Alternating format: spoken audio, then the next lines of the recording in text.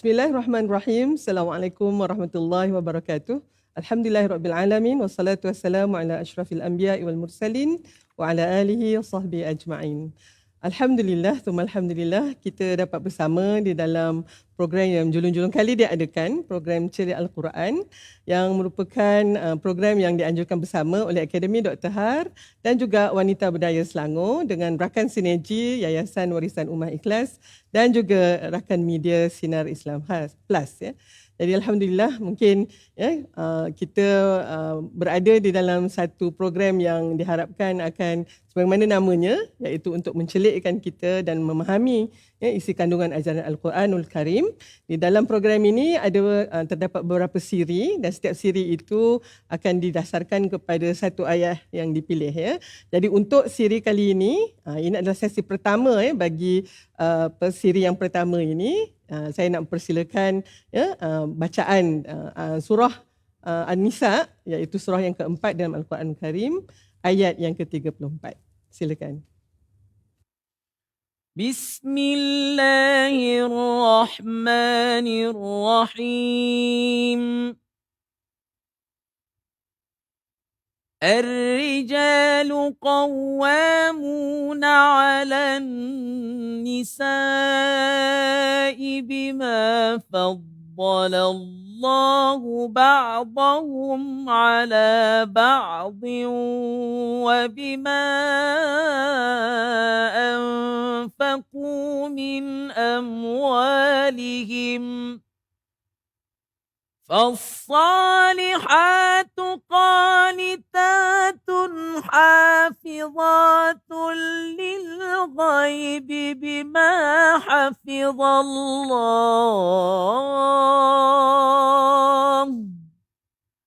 واللاتي تخافون نشوزهن فعظوهن واهجروهن في المضاجع واضربوهن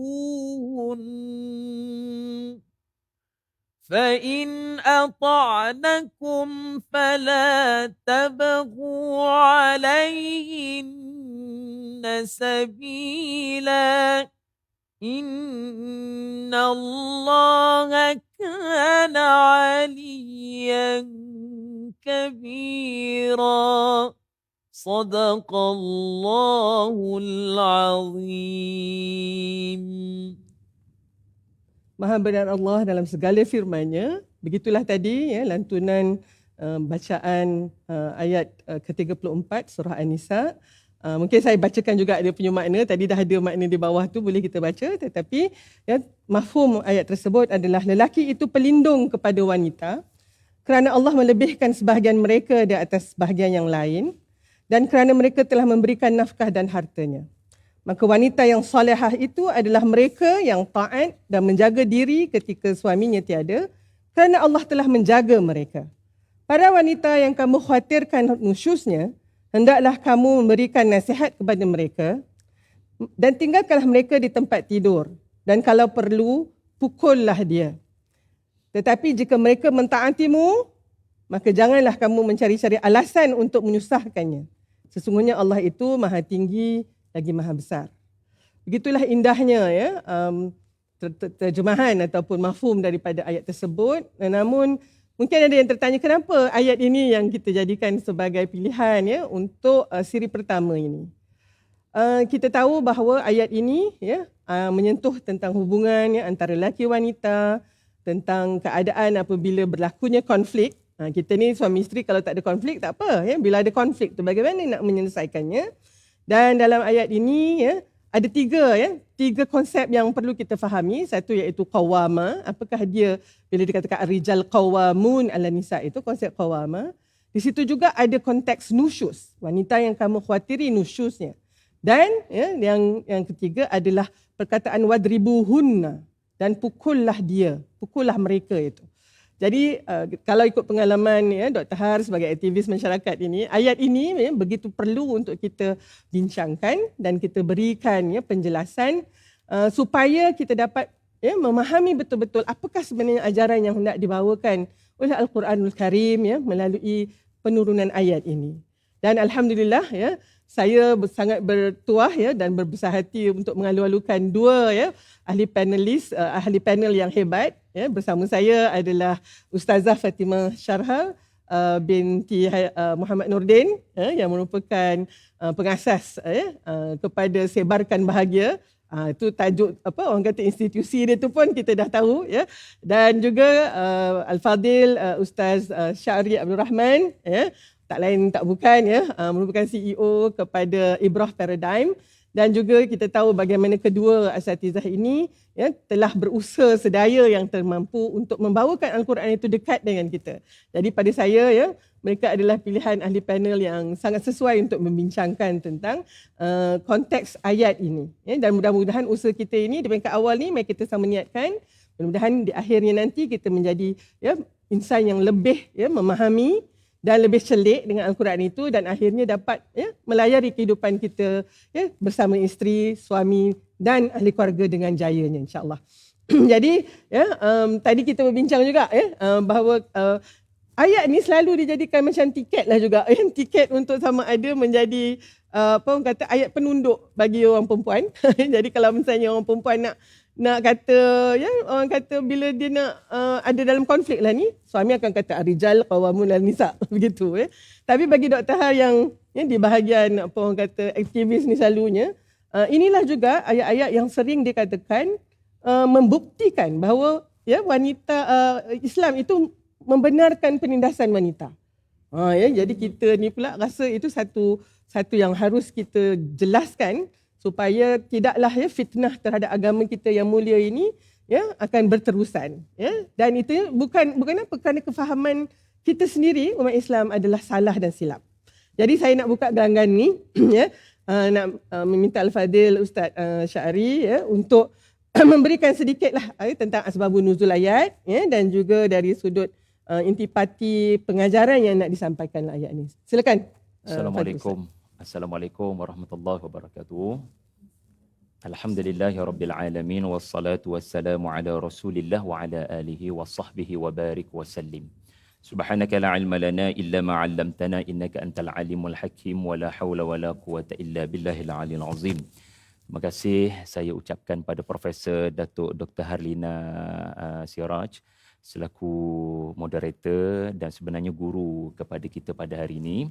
Juga kepada panel yang segandingan Ustazah Fatimah Syarha binti Muhammad Nordin yang akan turut sama memberikan buah pandangan kepada ayat yang bakal kita bicarakan. Seluruh para penonton yang hadir di studio dan seluruh yang menonton di Facebook. Ayat 34 daripada surah An-Nisa ini panjang. Maka mana-mana suami ataupun isteri kalau mahu membaca ayat ini, maka sebaik-baiknya bacalah dari awal hingga akhir. Kerana tidak wajar kalau ucapan sejam kita petik 1 minit ataupun 2 minit. Tidak wajar kita viralkan ucapan 1 minit sedangkan ucapan sebenar adalah 1 jam. Kerana ia boleh membawa kepada kefahaman di luar konteks. Kalau kita sekadar membacakan ar-rijalu qawwamun 'alan nisa dan tidak lanjutkan kepada hujung ayat, maka ia boleh memberikan kesan kepada kefahaman yang agak kurang sempurna. Sedangkan kalau kita baca sampai habis ayat ini, kita selaku suami yang barangkali selalu meminta agar isteri kita memberikan kepatuhan dan ketaatan kepada kita. Kita bila baca ayat ini sampai akhir, kita akan bertemu dengan sebenarnya sumber ketaatan adalah aliyan kabira. Allah Ta'ala itu sebenarnya sumber ketaatan. Dialah yang berhak meninggi diri dan bukan kita sang suami. Ini kesan bila baca sampai hujung ayat ataupun membaca sesuatu ayat dengan sempurna. Jadi Datuk bertanya kepada saya tadi tentang asbabun nuzul. Kerana apa? Kerana ilmu dalam pentafsiran Al-Quran ini amat mementingkan asbabun nuzul. Ataupun apa yang dimaksudkan sebagai sebab-sebab ia diturunkan Allah. Kerana Al-Quran ini turun daripada langit ke bumi. Bukan ia membawa syariat yang melangit yang tidak menyelesaikan masalah penduduk di bumi. 1400 tahun dahulu, Al-Quran menunjukkan penurunannya memang untuk menyelesaikan masalah, menyelesaikan konflik. Ya, para sahabat radhiyallahu anhum merupakan generasi yang dididik oleh Nabi sallallahu alaihi wasallam. Tetapi mereka juga manusia, bukan malaikat. Mereka juga berumah tangga, bernama suami, bernama isteri, kadang ada konfliknya. Ya, jadi di antara nama-nama penting yang disebut oleh ahli-ahli tafsir yang terbabit dalam ayat ini adalah seorang sahabat yang bernama Sa'ad bin Ar-Rabi'. Ya, beliau dikisahkan tidak menerima layanan yang sepatutnya daripada isteri beliau, seorang wanita Ansar yang bernama Habibah binti Zaid radhiyallahu anhuma. Barangkali berlakunya sesuatu yang kurang menyenangkan, si suami kurang senang dengan tingkah laku ataupun layanan Habibah, lalu Sa'ad telah menamparnya, ya, menamparnya sehingga sakit si isteri ini diluahkan kepada ayahnya. Lalu mertua kepada Sa'ad telah melaporkan kepada Nabi SAW, "Ya Rasulullah, sesuatu telah terjadi kepada anak perempuanku, sudah ditampar oleh suaminya." Lalu Nabi SAW, cuba teka tuan-tuan, perempuan, apa agaknya Nabi punya respon? Nabi tidak berkata, ya, suamimu betul, ya, tidak. Bahkan Nabi SAW yang membawa rahmatan lil alamin, Nabi memberi kebenaran. Berdasarkan laporan yang sampai, setakat laporan yang sampai kepada Nabi, ya, Nabi memberi kebenaran untuk si isteri membalasnya dengan qisas ataupun dengan menampar semula. Jadi separuh daripada cerita ini menunjukkan kepada kita Nabi memang tidak suka isteri atau wanita dikasari. Dan maklumat sekadar yang sampai kepada Nabi menyebabkan Nabi mengambil tindakan untuk Habibah bertindak balas. Tidak boleh si suami bersenang bermudah-mudahan dalam hal ini. Jadi arahan itu telah diberikan kepada Habibah untuk pergi membalas. Tiba-tiba something happen. Tiba-tiba Rasulullah berkata, nanti dulu. Tak jadi apa yang saya sebutkan tadi. Cancel. Ya. Nabi telah menghentikan saranannya ataupun menghentikan perjalanan Habibah dan ayahnya. Lalu Nabi berkata, irji'u. Kembali pada suamimu dengan baik. Hadha Jibril atani wa anzalallahu bihadhihi al-ayah. Maksudnya apa? Aku telah diturunkan dengan satu ayat, iaitulah ayat 34 ini. Yang mana kalau kita baca, tuan-puan sekalian, kita tidak boleh terus menampar. Tidak boleh untuk terus memukul. Ada langkah-langkah lain Tuhan beritahu yang mesti dilakukan oleh Sa'ad sebelum pukul. Lalu disitulah yang akan kita bincangkan, apakah sebenarnya yang Allah Ta'ala sebutkan sebelum pukul. Sebab segelintir kita ni duk zoom in perkataan pukul. Lalu diambil kalimah ini untuk menjadi tiket bagi memukul ataupun menampar si isteri. Sedangkan Al-Quran mengemukakan langkah demi langkah yang mesti dipatuhi. Dia tak boleh lompat. Macam kita SOP lah. Mana boleh kita tidak ikut prosedur. Jadi step by step ini mesti diberikan perhatian dan itulah yang bakal kita bicarakan. Ya, itu saja kot Datuk untuk mukadimah ini. Okey, jazakallah khairan. Al-Fadhil Ustaz Sa'ad ni sebenarnya memberikan dan mencelikkan kita tentang asbabun nuzul ayat ni. Dan oleh sebab tu mungkin kerana kebanyakan kita tak tahu tentang cerita ni. Dan maka dengan itu saya rasa pesanan yang pertama tadi, nak baca kena baca semua dan faham semua. Barulah kita dapat mengambil intipatinya. Jadi saya tujukan pada Al-Fadilah Ustazah Fatimah Syarha berterutan dengan yang tadi itu. Jadi apakah sebenarnya pengajaran yang signifikan dan khusus untuk kita lihat apabila berlakunya konflik rumah tangga, dan juga dalam konteks status kedudukan antara lelaki dan wanita. Sebab selalunya ayat ini mungkin dianggap di situ memberikan kuasa dan keistimewaan. The two piece ni, Ustazah, dia kata untuk penindasan berlaku, Ustaz dan Ustazah, ada dua P, power and privileges. Mesti ada kuasa dan mesti ada juga keistimewaan. Dan ayat ini sering diangkat sebagai memberikan konotasi bahawa lelaki itu lebih mempunyai kuasa dan keistimewaan. Jadi mungkin dalam round yang ini, minta pada Ustazah Fatimah untuk memberikan sedikit panduan di situ. Silakan. Alhamdulillahillazi anzala ala 'abdihi al-kitaba wa lam yaj'al lahu 'iwaja qayyima wassalatu wassalamu ala Muhammad wa ala alihi wa ashabihi ajma'in. Amma ba'. Terima kasih kepada yang saya segani, Profesor Dr. Harlina Halizah Siraj, murabbi saya, begitu juga murabbi saya Ustaz Syahari Abdul Rahman. Tolong lengkapkan saya, mana yang kurang betulkan saya, mana yang salah. Yang saya muliakan penganjur yang jadi asbab pertemuan kita pada hari yang berkat ini, sidang penonton di studio dan penonton yang berada di luar sana. Salam sebarkan bahagia. Assalamualaikum warahmatullahi wabarakatuh. Subhanallah, kita bersama dengan ayat Allah, Ar-rijalu qawwamuna 'alan nisa. Lelaki itu pelindung kepada wanita. Ataupun kalau nak sebut pemimpin juga, pemimpin keluarga sebagai pelindung dan pembela kepada wanita. Kita cuba nak memahami ayat ni daripada pandangan para ulama yang jauh lebih faham ayat Allah berbanding kita ni. Kita lihat apa yang disebut oleh Buya Hamka dalam tafsir Al-Azhar. Beliau sebut ayat ni bukan ayat perintah. Bukan kata, "Hei lelaki, kamu wajib jadi pemimpin bagi wanita." Bukan ayat perintah. Tapi ayat realiti, kenyataannya, bima faddalallahu ba'duhum ala ba'd, dengan apa yang Allah lebihkan sebahagian kamu dari sebahagian yang lain. Kita tengok kat sini, lelaki ada kelebihan, wanita pun ada kelebihan, dan kita tak boleh nafikan kelebihan lelaki.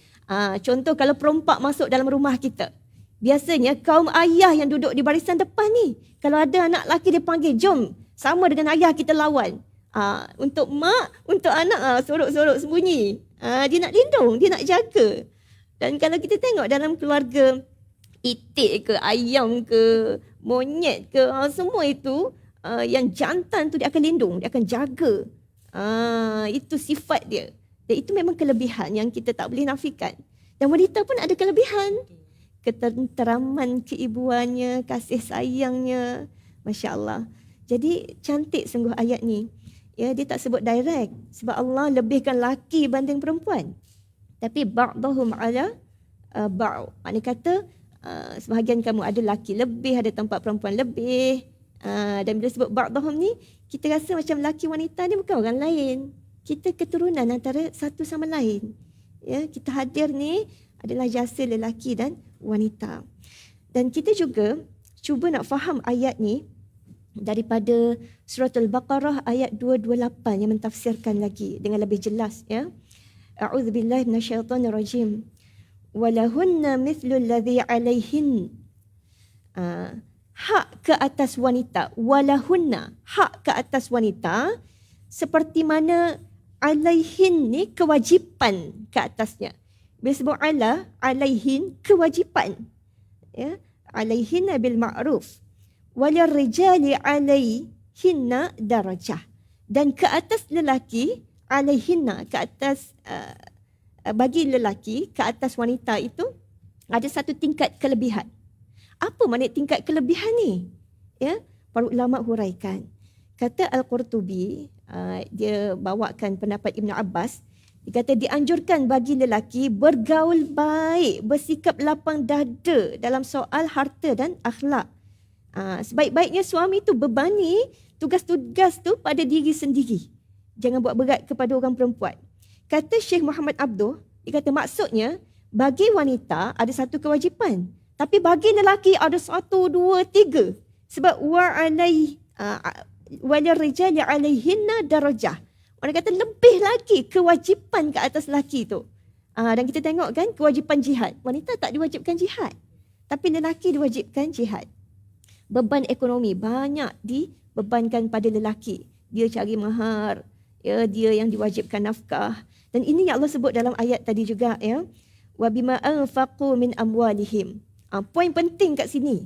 Bila kita tengok peribadi baginda Nabi sallallahu alaihi wasallam, masya-Allah, dalam hadis riwayat Bukhari dari Umar Al-Khattab radhiyallahu anhu, dia kata baginda Nabi sallallahu alaihi wasallam beli kurma Bani Nadir dan simpan untuk keluarga selama setahun. Mana kata banyak kurma tu dia simpan sebab nak pastikan keluarga ni dapat survive setahun. Kalau ada sisa tu dia berikan ke jalan Allah. Sebab tu tak hairanlah dalam tahqiq Muhammad Syakir, bila dia bawakan pendapat Abu Ja'far dalam mentafsirkan ayat ni, dia kata ayat ni sebenarnya bukan ayat pemberitaan ke, bukan. Dia kata sebenarnya ayat ni, ar-rijalu qawwamuna 'alan nisa ni sebenarnya ayat motivasi kepada lelaki supaya mereka ni banyak maafkan saja hak-hak mereka, ya, supaya mereka ni barulah dapat kemuliaan tu. Ya, bukannya dia bagi nafkah ke tak bagi nafkah dia tetap pemimpin, dia tetap mulia, tak. Kalau tak buat kerja-kerja tu, apa yang dia boleh harapkan? Mana kata secara kemanusiaan orang susahlah nak respect. Masya Allah. Jadi kita tengok subhanallah, Imam Tabari sendiri sebut, ya, maksud ar-rijalu qawwamuna 'alan nisa ni, kepimpinan dengan makna kata jihad tadi, ya, tugas untuk muliakan isteri, beri hak kepada isteri, maafkan sebahagian hak isteri. Dan subhanallah, kita tengok juga kedudukan wanita kan dalam ayat tu. Allah ni pandai sungguh imbang. Disebut laki, bawah tu perempuan pula, diimbang-imbangkan. Fasalihatu qanitatun hafizatun lil ghaib. Wanita yang salihah, yang tetap taat, beribadah kepada Allah dengan istiqamah, ya, hafizatul lil ghaib. Dia jaga diri dia, jaga harta suami dia. Kalau kita tengok kepada sunnah, itulah penjelasannya. Ya, ketika suami tak ada, jadi isteri pun dia ada ciri-ciri perlu mentaatilah, ataupun kepengikutan dalam kepimpinan rumah tangga. Kalau kepimpinan dalam masyarakat itu isu lain. Ayat ni sebut tentang kepimpinan rumah tangga. Dah tentulah dalam apa saja institusi, hatta sekecil institusi rumah tangga, kita perlukan kepimpinan tu. Tapi sifatnya melindungi, membela, bukan membangga diri. Sebab sifat membangga diri ni macam sifat syaitan lah. Ana lebih baik dari kamu. Itu sifat syaitan. Tapi ni sifat melengkapi, saling kesian, saling nak melindungi. Dan subhanallah, sampai disebutkan beratnya tanggungjawab lelaki ni, sampai tahap kalau wanita ada pembantu rumah, para ulama huraikan dalam kitab Tahrirul Mar'ah fi Asri Ar-Risalah, ya, wajib nafkah pembantu rumah tu ke atas suami, bukan ke atas isteri. Dan suami tu kalau betul lah dia melayan isteri dengan makruf, dia tak boleh nak keluarkan pembantu isterinya kalau isterinya berhajat kepadanya. Dan besar sangat tuntutan-tuntutan supaya suami bagi tanggungjawab nafkah ni. Sampaikan banyak hadis-hadis yang sebut motivasi tentang tu. Jadi poin ringkasnya tentang apa ibrah yang kita boleh ambil pada ayat ni, poin-poin pentingnya tentang isu kepimpinan suami, ya, sebagai pelindung dan pembela dalam rumah tangga. Ya, kedua tentang kewajipan nafkah. Ya, ketiga kelebihan satu sama lain tu ada. Keempat tentang kepengikutan isteri. Dan yang kelima tentang step-step. Bila berlaku konflik rumah tangga, tak cukuplah kot nak hurai sekarang. InsyaAllah kita pergi ke round seterusnya. Alhamdulillah. Ya, terima kasih, ya, Ustazah Fatimah di atas huraian tersebut. Dia memang melengkapi sangat. Saya terasa Alhamdulillah, ya Allah, ya, dua panelis ni boleh datang dan menghuraikannya kerana saya kira sampai ke tahap ini ramai antara kita, ya, mula celik betapa agaknya kefahaman kita terhadap ayat ni macam 180 darjah berbeza dengan apa yang dalam realiti masyarakat hari ini. Ya. Dia bukannya ayat power dan privilege, dia bukannya ayat kuasa dan juga ayat keistimewaan, tetapi dalam ayat ini begitu lunak sebagaimana di dalam Islam, ya, dijalinkan, ya, tentang lelaki dan wanita itu. Okey. So untuk round yang seterusnya ni, sebelum kita rehat, saya nak berikan soalan kedua-duanya untuk dua panelis ni. Macam tadi yang saya katakan, ayat ni sering digunakan, ya, utamanya wadribuhunna. Sebab tajuk kita hari ni, benarkah Islam ni membolehkan, ya, suami memukul isteri? Dan kebanyakan yang mengatakan boleh digunakan ayat ni, wadribuhunna tadi, ya. Pukullah dia kalau tengok dalam terjemahan ini. Dan juga di pihak yang memusuhi Islam, inilah yang jadikan modal, ya, betapa Islam itu bukan hanya, ya, merupakan agama teroris. Dia juga di dalam rumah tangga, isteri diberikan lesen, ya, untuk memukul isteri dan mengasari isteri. Untuk tu saya nak minta Ustazah Fatimah dulu yang mungkin memberikan sedikit komen tentang wadribuhun itu. Silakan.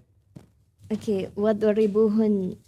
Saya nak bawakan kisah-kisah dalam kehidupan Nabi sallallahu alaihi wasallam untuk kita lebih faham makna wadribuhun. Tadi pun kita sangat bertuah dapat dengar salah satu kisah yang telah diceritakan oleh Al-Fadil Ustaz Sya'ari tadi. Subhanallah. Kata Sayyidah Aisyah radhiyallahu anha, dia kata Rasulullah SAW ni tak pernah pukul budak ataupun hamba kita sebut kan. Tak pernah pukul wanita kecuali saat perang. Ni hadis riwayat Muslim. Makna kata Nabi SAW gunakan segala cara-cara komunikasi berkesan, cara-cara yang baik dulu. Sampai tak perlu pun, tak berhajat pun kepada cara pukul tu. Sebab orang yang guna cara pukul ni biasanya orang yang telah gagal lah lalui step-step tu ataupun dah buat last step. Last step. Ya. Dan Iyas bin Abdullah berkata Rasulullah sallallahu alaihi wasallam bersabda, jangan pukul wanita. Nabi sebut gitu. Lalu Saidina Umar pun tak puas hati sebab dia mengadu realiti keadaan masa itu. Wanita jadi berani derhaka dekat suami. Lalu Nabi pun izinkan pukul ringan. Lepas tu wanita pula datang mengadu. Ni realiti berlaku. Wanita datang mengadu kepada para isteri Nabi sallallahu alaihi wasallam, cerita tentang suami mereka pukul mereka ni. Dan bila saya baca kitab Raudatul Muhibbin wa Nuzhatul Mushtaqin, suami pukul ni banyak sebab-sebab yang ringan-ringan je. Contohnya, suami isteri sedang makan apple. Tiba-tiba hamba dia lalu. Ataupun kita panggil budak dia lalu kan. Isteri pun hulurlah juga apple dekat budak tu. Nak bagi makan juga. Suami pun cemburu dia pukul. Ada kisah lain. Isteri dia bercakap dengan kerabat dia. Itu pun ada macam penghalang lah juga, penghadang. Suami tak tengok dia bercakap dengan siapa. Dia tengok bercakap dengan seorang lelaki, dia terus pukul je. Ini realiti yang berlaku. Ya. Jadi Nabi SAW bila dengar ramai wanita mengadu tentang suami kuat pukul ni, Nabi sebut mereka itu bukanlah yang terbaik di kalangan kalian. Ini hadis riwayat Abu Daud Ibn Majah. Jadi Al-Azim Abadi dalam Aunil Ma'bud disebut yang terbaik tu sebenarnya adalah lelaki yang sabar, yang bertoleransi, yang berlaku baik, yang tahan diri dari pukul. Itu lelaki baik. Sampai Nabi SAW berwasiat, berlaku baiklah kepada wanita. Bahkan dalam kisah lain, ada seorang lelaki ni, dia mengadu kepada baginda Nabi SAW. Dia kata, aku ada 2 budak ataupun 2 hamba ni. Mereka ni dalam berdusta, berkhianat, tak patuh. Sebab tu aku cela dia, aku pukul dia. Ya Rasulullah, apa nasib aku di hadapan Allah nanti? Dia tanya. Lalu Rasulullah SAW kata, perbuatan mereka yang khianat, yang dusta, yang tak patuh tu Allah timbang. Tapi tindakan kamu yang kamu buat kepada mereka tu pun Allah timbang. Jika hukuman kamu seimbang, kamu tak untung tak rugi pun. Jika hukuman kamu tu lebih ringan, ada sesuatu yang baik untuk kamu. Dan jika hukuman kamu tu lebih berat, Allah ambil pahala kamu, Allah bagi dekat mereka. Lalu Nabi SAW pun bacakan ayat Allah tentang Allah ni ada neraca timbang dia. Dan tiada siapa pun akan dizalimi pada hari kebangkitan nanti. Allahu Akbar. Seterusnya kisah lain ni. Dari Umar Al-Khattab radhiyallahu anhu. Dari Abdullah bin Umar. Dia kata, dia kata Nabi SAW lah dalam satu peristiwa lah, dia tengok peristiwa tu. Ada seorang datang kepada Nabi. Dia kata, aku ada seorang budak yang tingkah lakunya buruk sungguh, suka menipu ni. Bolehkah aku pukul dia? Dan berapa kali aku boleh pukul dia? Berapa kali aku patut maafkan dia? Dia tanya begitu. Nabi pun diam. Sampai 3 kali diulang soalan sama. Ya, berapa kali aku patut maafkan dia? Dia tanya soalan gitu. Lalu Nabi SAW pun jawab 70 kali. Lalu ulama huraikan pendapat yang Nabi diam dulu tu, sebenarnya Nabi tunggu turun wahyu dulu. Ataupun Nabi diam tu sebab Nabi memang tak suka soalan tu. Dan Nabi jawab 70 kali kamu kena maafkan dia, kata Al-Mubarakfuri. 70 kali tu bukan soal angka tu, tapi kena banyak-banyakkan memaafkan. Sebab apa saya bawa kisah hamba ni? Sebab kata Profesor Dr. Abdul Halim Abu Syuqah, dia kata dalam hubungan suami isteri patutnya lebih lagi lah. Sebab hubungan dengan hamba pun Nabi begitu jaga kan. Dengan isteri lebih lagi. Lepas tu dalam hubungan sesama manusia ni secara umum kan, kita ada hak secara umum. Hak maniskan wajah, tak boleh tidak bertegur sapa lebih dari 3 hari. Sesama suami isteri lebih lagi benda-benda ni. Allahu Akbar. Jadi dalam kitab Al-Bukhari dia sebut, kitabun nikah disebut ma yukrah min darbin nisa wa qaulillah wadribuhunna ay darban ghaira mubarih. Maksudnya gini. Tajuk dia pun disebut apa? Apa yang tak disukai dalam memukul wanita. Sebab dia tengok dalam banyak nas-nas lain kan, dalam hadis ni kita tengok Masya Allah betapa Nabi memang tunjuk sikap tak suka pukul ni. Nabi cuba elak, sampai Nabi sendiri memang tunjuk akhlak tak pukul pun. Jadi elaklah semampu yang boleh. Tapi kalau terpaksa juga, dia pun terangkan darban ghaira mubarih, pukulan yang tidak keras. Jadi tak bolehlah jadi kelaziman, mestilah jadi last option, bukan quick option. Dan sikit lagi, doktor sebagai doktor perubatan, kita tahu dalam perubatan sendiri, sebelum dia ambil satu tindakan akhir tu, dia cuba pelbagai cara dulu kan. Mencegah dulu. Kalau kencing manis tu dia tak terus potong kaki kan. Dia suruh kawal pemakanan dulu. Betul. Dia suruh ambil ubat dulu, mungkin suntik insulin dulu. Last barulah mungkinlah kan adalah komplikasi ke apa, kena potong kaki. Kalau orang yang terus pukul dulu, seakannya kalau dia jadi doktor, dia potong kaki orang terus. Cantik seakan gitulah. Okay. Wallahualam. Alhamdulillah. Terima kasih Ustazah Fatimah ya. Saya kira ya di situ menunjukkan bagaimana sebenarnya di dalam konteks kehidupan Rasulullah SAW yang merupakan contoh teladan kita, memang tak pernah pun terus dipukul itu satu yang sangat asing, memang tak pernah pun. Jadi oleh sebab itu di situ kan kita lihat ada macam konfliknya lah. Sekiranya kita katakan Islam itu tindakan pertama. Kita berehat sekejap, mesti ada yang memang kita nak tertunggu-tunggu pula apa yang akan diberikan pula oleh Ustaz Syahri. Tetapi kita berehat sekejap dan kita akan sambung lagi selepas ini. Terima kasih. Yakin percaya pada janji-janjinya, syukur segala. Astaghfirullah Rabbal baraya, astaghfirullah minal khataya, astaghfirullah Rabbal baraya, astaghfirullah minal khataya,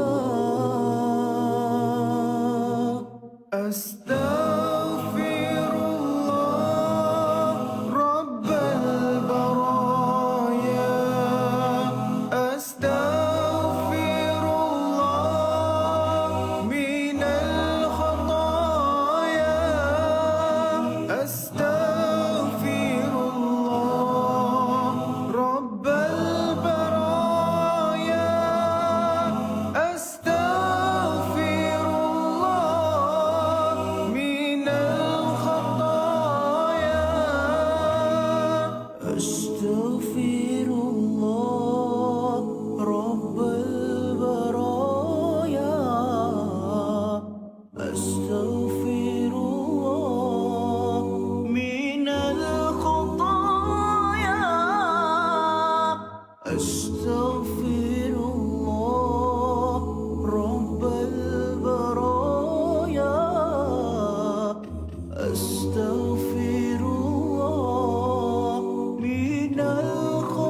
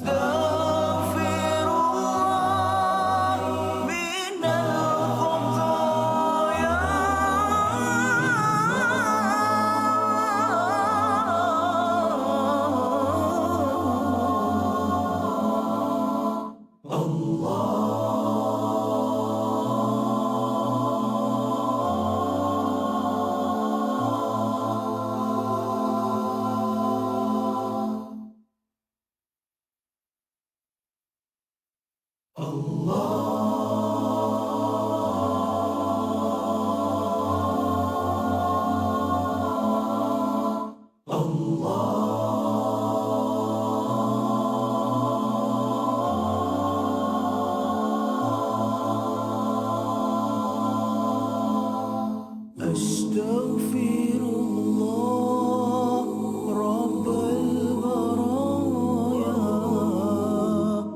أستغفر الله من الخطايا أستغفر الله رب البرايا أستغفر الله من الخطايا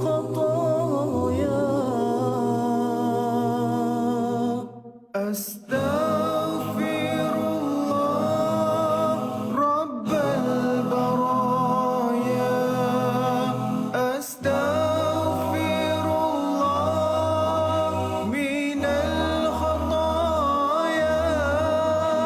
أستغفر الله رب البرايا أستغفر الله من الخطايا Yang percaya pada janji-janjinya, syukur segala. Alhamdulillah, kita kembali selepas berehat sebentar dalam perbincangan kita dalam siri pertama program Celik Al-Quran, membincangkan tentang surah An-Nisa ayat ke-34 ya, dengan tajuk khusus untuk sesi kali ini, benarkah Islam membolehkan ya, suami memukul isteri. Jadi sebelum kita rehat tadi, kita lihat bagaimana ya, melalui penerangan Ustazah Fatimah betapa ya, dari sudut sorotan tingkah laku Rasulullah SAW sendiri ya, bagaimana Rasulullah sendiri tidak pernah ya mengkasari ya hamba-hambanya, tentu sekali juga tidak ya pasangan isteri Rasulullah, dan juga ya Ustazah menerangkan tentang bagaimana ulama menerangkan tentang tingkah laku yang sepatutnya ya, kepada hamba-hamba ya bagi tuan ya, dan tentu sekali dalam hubungan antara suami isteri, dia hanya harus diangkat lebih lagi daripada itu, kerana isteri ini bukannya hamba kepada suami juga ya, suami juga bukanlah hamba kepada isteri. Jadi sekarang kita minta Al-Fadhil Ustaz Syahri pula ya untuk memberikan ya penerangan tentang konsep ini, supaya ayat ini tidak digunakan sebagai tiket untuk ya mengkasari dan menghukum isteri hingga ya orang kata berlaku penderaan rumah tangga, atau juga dijadikan sebagai satu modal ya, bukti bahawa Islam ini ialah agama yang sebenarnya menganjurkan ataupun membenarkan ya, para suami berlaku sewenang-wenangnya terhadap isteri. Silakan Ustaz. Bismillahirrahmanirrahim. Terima kasih Datuk Prof. Dr. Harlina. Terima kasih Ustazah Fatimah yang saya rasa sudah sangat cukup sebenarnya bila kita dapat bermodelkan Nabi SAW dalam hal ayat ini. Sebab sebaik-baik pentafsir Al-Quran adalah Nabi SAW. Kita tak boleh tekstual, kita tak boleh literalis, kita tak boleh, tu ada perkataan pukul tu, bolehlah saya pukul awak. Kita tak boleh macam tu tanpa melihat Nabi. Sebab tu Nabi ini, tugas Nabi SAW adalah al-hikmah. Menghuraikan dengan penuh kebijaksanaan makna ayat itu. So Nabi tidak hanya membacakan Al-Quran kepada para sahabat, tetapi Nabi mengamalkan, menonjolkan dan melakukan tadabbur kepada ayat itu dalam kehidupan. Jadi bila Nabi SAW tidak pernah memukul isteri baginda, maka suami-suami yang mempergunakan ayat ini bagi memukul isteri mereka mesti berfikir berkali-kali, adakah kita melakukan sesuatu mengikut agama atau sebenarnya kita hanya menunggang agama. Baik, kita barangkali sebagai wanita ya, barangkali kurang senang dengan ayat ini kerana kalimah wadribuhunna. Susah hati betul lah ayat ni sebab ada perkataan pukul. Sedangkan dalam surah yang sama, An-Nisa, ya, Allah sebut dalam ayat 40 di mana innallaha la yazlimu mithqala dzarrah. Innallaha la yazlimu mithqala dzarrah. Maksudnya tak jauh mana pun daripada ayat 34 tu. Maksudnya apa?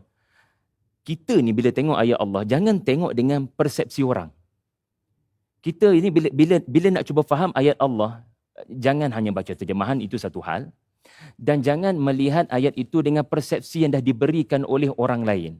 Sebab Allah Subhanahu Wa Taala sendiri telah menjelaskan Allah tidak zalim walau sebesar zarah. Jadi saya wanita contohnya, macam mana saya nak tengok kalimah wadribuhunna ni, boleh pukul isteri, tetapi ia tidak zalim bagi saya. Macam mana tu? Sebab ayat Al-Quran tidak akan bertentangan sama sekali. Bahkan ia saling mengukuhkan antara satu sama lain. Sebab tu saya suka istilah Ustazah Fatimah Syaraha tadi, pukul ringan. Walaupun dua kalimah itu dia boleh menyampaikan kepada maksud, ini bukan pukulan untuk zalim. Allah Subhanahu Wa Taala menurunkan ayat ini bukan untuk menzalimi. Bahkan kata Syekh Qutb rahmatullah alaih, dia menggesa kita ni yang suka salah fahamkan sesuatu kalimah ataupun sesuatu ayat. Antara cara untuk mengelakkan salah faham adalah cuba kita baca daripada awal. Cuba kita baca ayat 34 ni daripada awal ayat 1. Memang letih lah tuan-tuan. Tetapi ayat 1, sesuatu surah main peranan, memberikan suluhan. Orang kata membina perspektif yang betul. Ya, sebab ayat 1 Allah sebut lelaki dan wanita tercipta daripada nafsin wahidah. Dari acuan yang sama ditiupkan ar-ruh daripada tanah, dan kedua-dua makhluk ini punya potensi yang berbeza, keunikan tertentu, keistimewaan tertentu yang menyebabkan kalau mereka bergabung atas nama rumah tangga, ia seharusnya memberikan impak yang besar kepada masyarakat dan negara. Jadi Allah Ta'ala memulakan surah An-Nisa dengan bicara tentang lelaki ada potensi, wanita ada potensi. Al-Fadilah Ustazah telah memperincikan tadi serba sedikit. So bagaimana pukul ni ada kaitan dengan saya wanita ada potensi? Bukankah itu menunjukkan si suami tidak menghormati potensi saya sampai dipukulnya saya? So kita kena faham betul-betul ayat ni. Supaya ayat ini tidak dilihat sebagai ayat yang memenangkan orang lelaki. Ayat yang memenangkan kaum suami dan saya tiada pilihan. No. Bukan itu kehendak Tuhan. Jadi, bila kita wanita memperhatikan dengan teliti, maka kita akan bertanya 3 soalan kepada suami kalau mereka sudah memukul. Nombor 1, adakah yang memukul itu qawamun ataupun tidak? Kerana ayat ini ada mukadimah, jangan masuk ke dalam rumah bukan daripada pintu. Yang memukul itu qawamun ataupun tidak? Okey, so kita kena jelaskan qawamun ataupun barangkali sesi lain, Prof.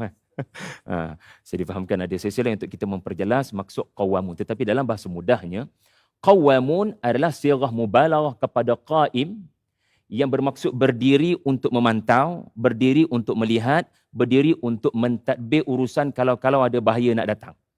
Apatah lagi sirah mubalaghah, maknanya cantik ya huraian Allahyarham Profesor Dr. Abdul Hayy. Qawamun adalah pemimpin, ya kalau kita tengok terjemahan sebut pemimpin, tetapi seringkali kita faham sebagai itu satu jawatan yang menang tanpa pertandingan. Kita wanita ni tak boleh nak duduk dekat situ tu. Walhal kalau kita faham maksud qawam, ia adalah maksud berdiri, sirah mubalaghah maknanya sangat keterlaluan untuk jaga keluarga, isteri dan anak daripada bahaya.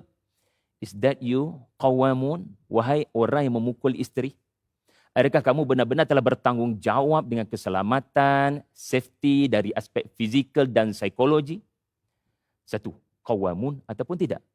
Yang kedua, adakah ini langkah ketiga atau kamu ambil sebagai langkah pertama? Karena terang-terang depan mata kita Tuhan berbicara ia langkah ketiga. Ataupun sebenarnya langkah terakhir. Ustazah telah jelaskan tadi. Bila sudah tiada pilihan, maka si pesakit yang sudah parah, kita perlu mengambil tindakan yang terakhir dan bukan dengan membiarkan dia mati. So pukul di sini pukul untuk menghidupkan. Bukan pukul untuk mematikan. Betapa dalam Al-Quran banyak cerita Allah guna kalimah daraba. Sebagai contoh Nabi Musa pukul batu keluar kehidupan air. Ataupun berlaku di mana Nabi Musa Ya, menyuruh Bani Israel pukul, juga kalimah daraba digunakan. Pukul dengan tongkat Nabi Musa ataupun dengan tangan mereka, dan mayat itu bangun berkata-kata. So pukul bukan dalam konteks negatif untuk menzalimi, menghina, menyindir, mengaib, tetapi pukul sebagai langkah untuk mendidik dan menyelamat dan menghidupkan.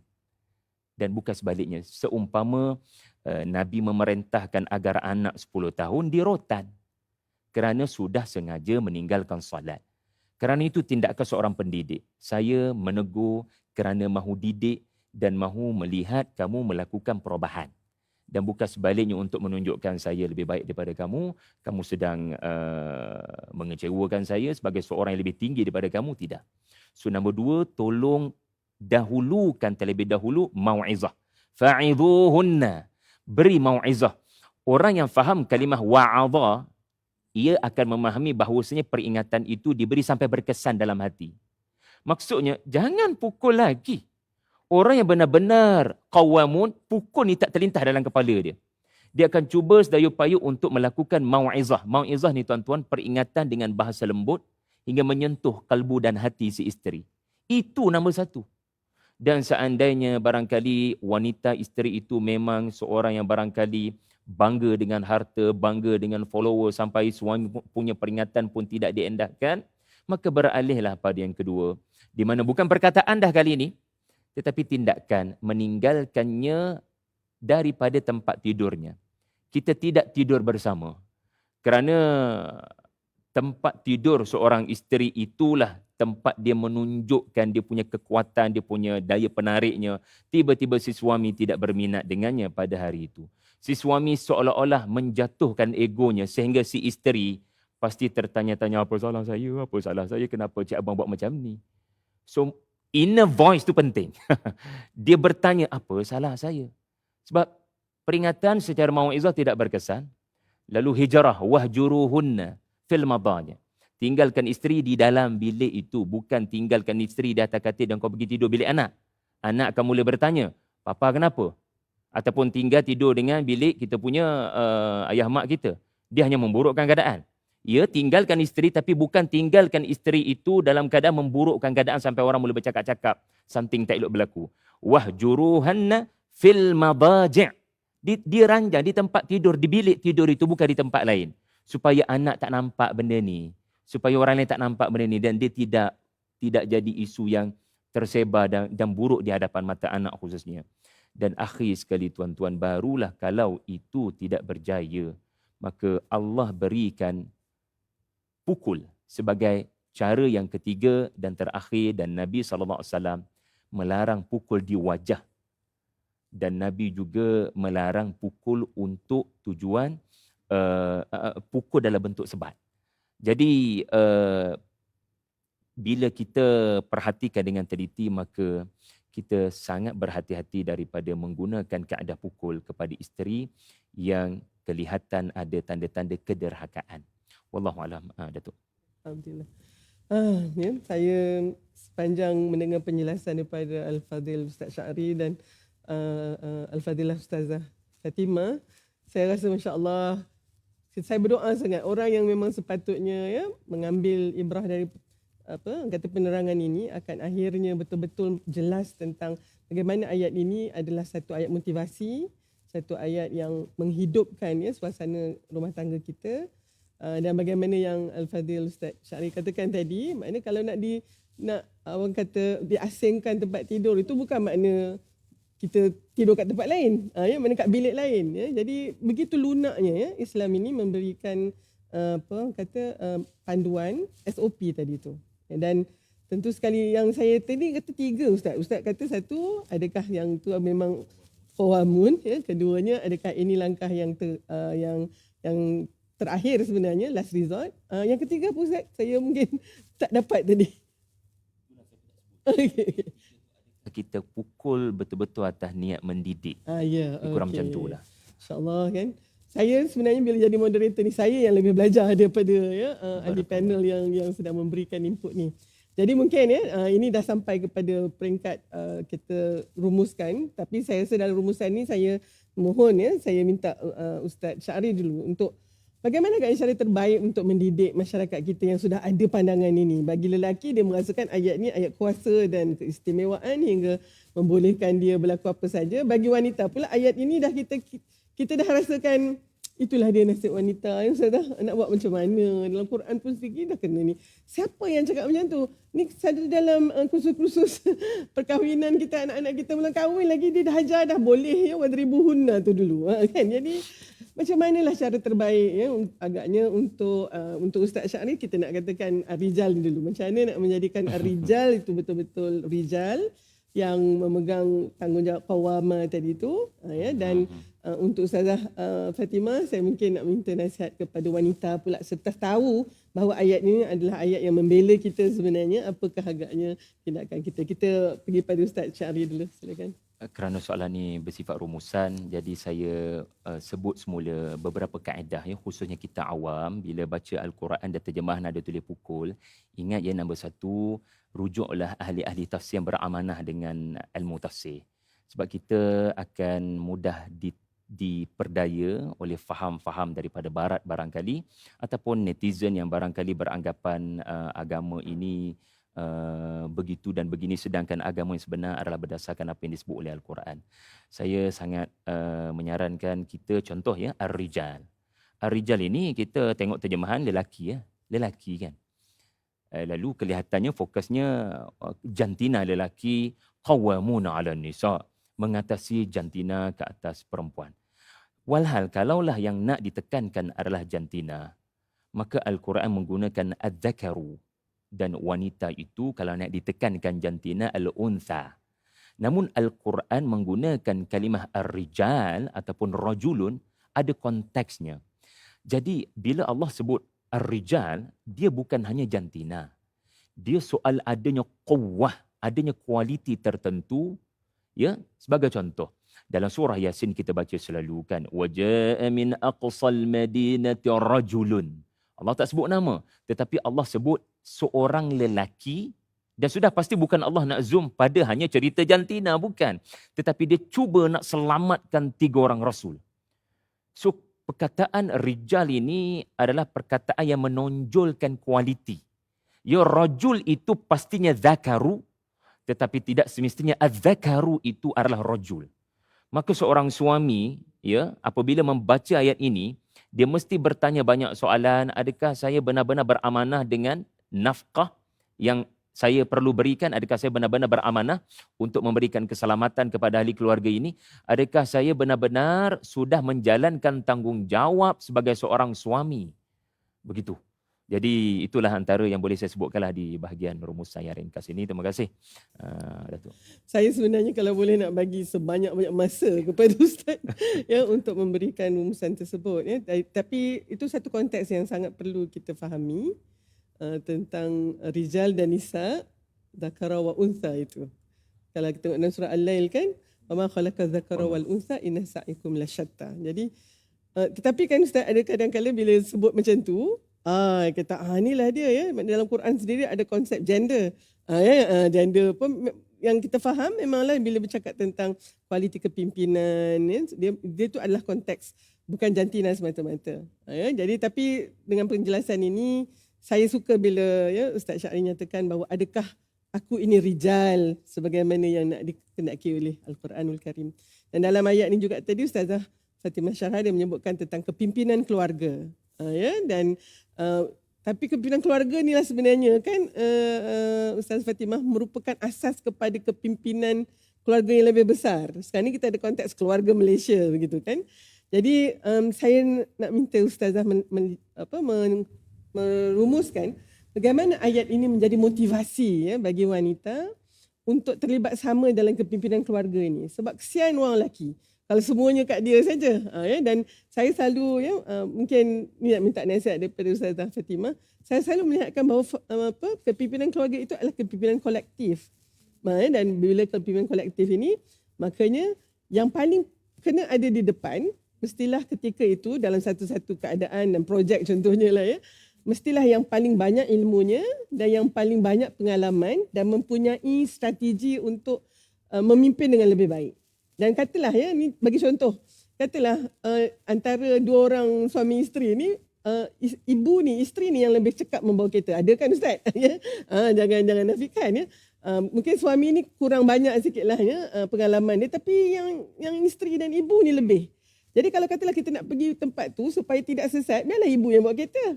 Ya, itu tidak mencabar qawama lelaki itu kan sebenarnya, kerana ketika itu memang ibu ni selayaknya untuk memimpin dalam konteks itu supaya kepimpinan keluarga itu sentiasa ya berada pada tahap yang paling optimum. Dan ini sebenarnya yang anak-anak kita dekat belakang kereta tu tengok.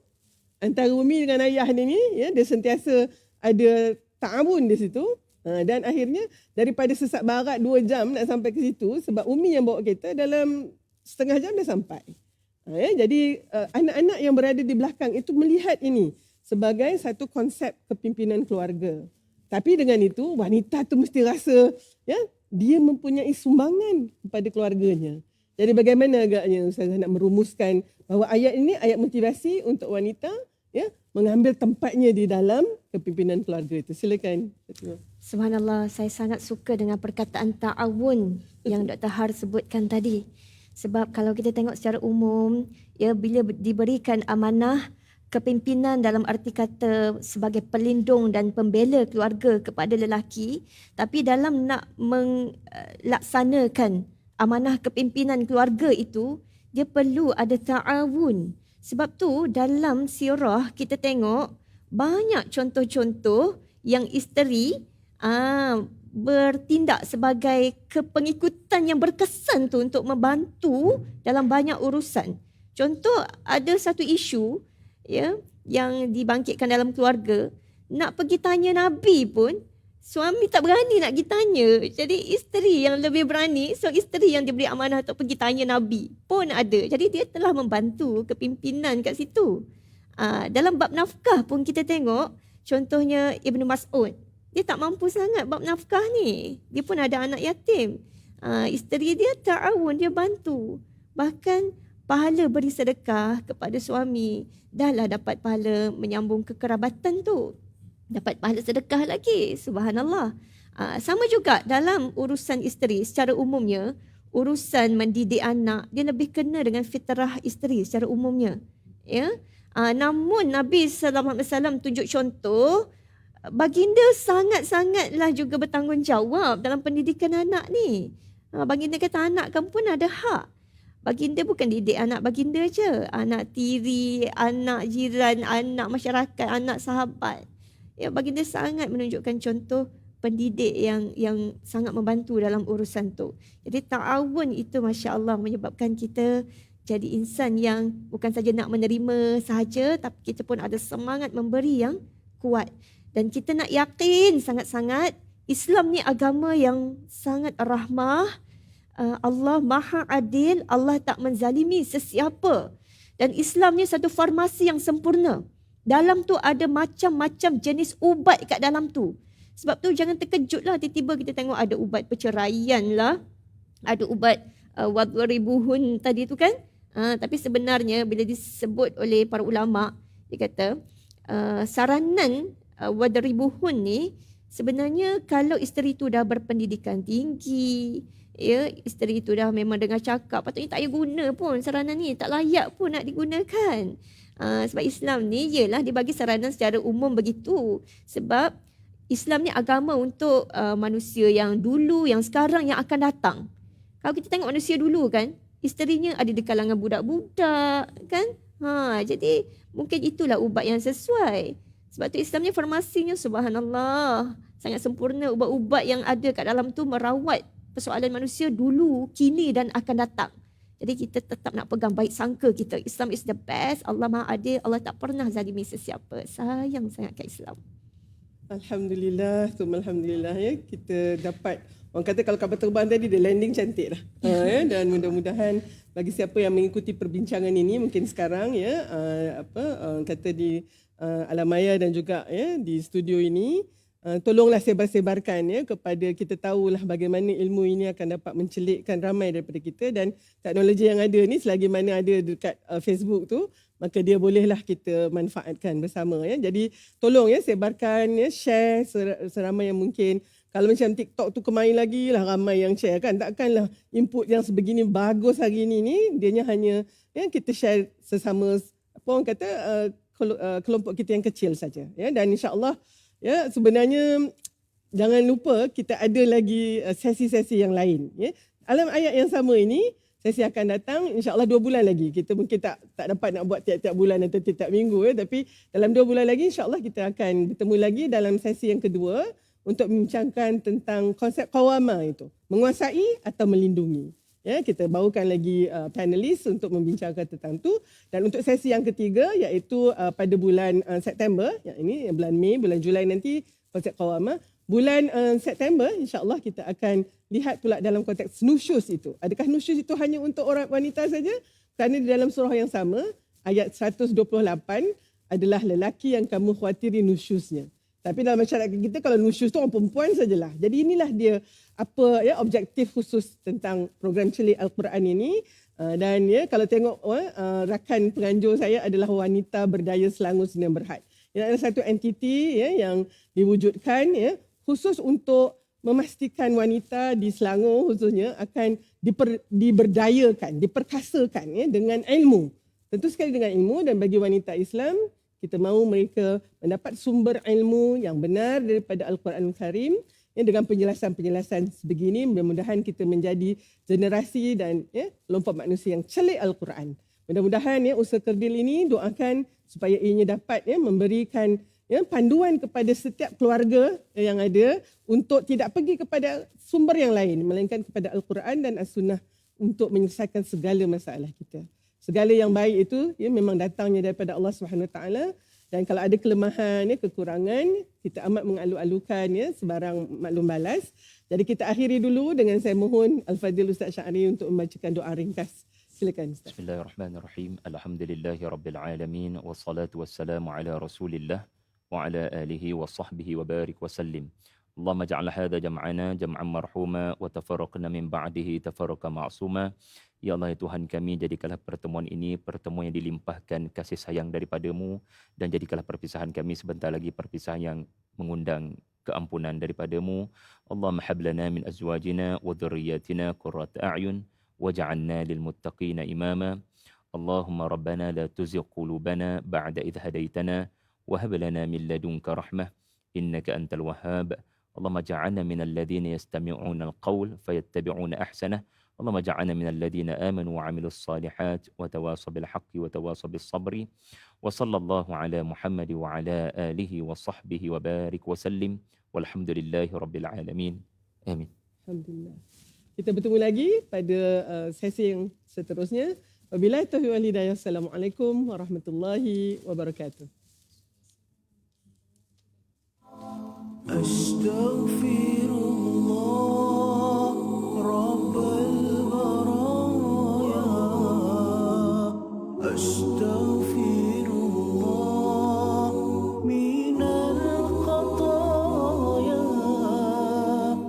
أستغفر الله رب البرايا أستغفر الله من الخطايا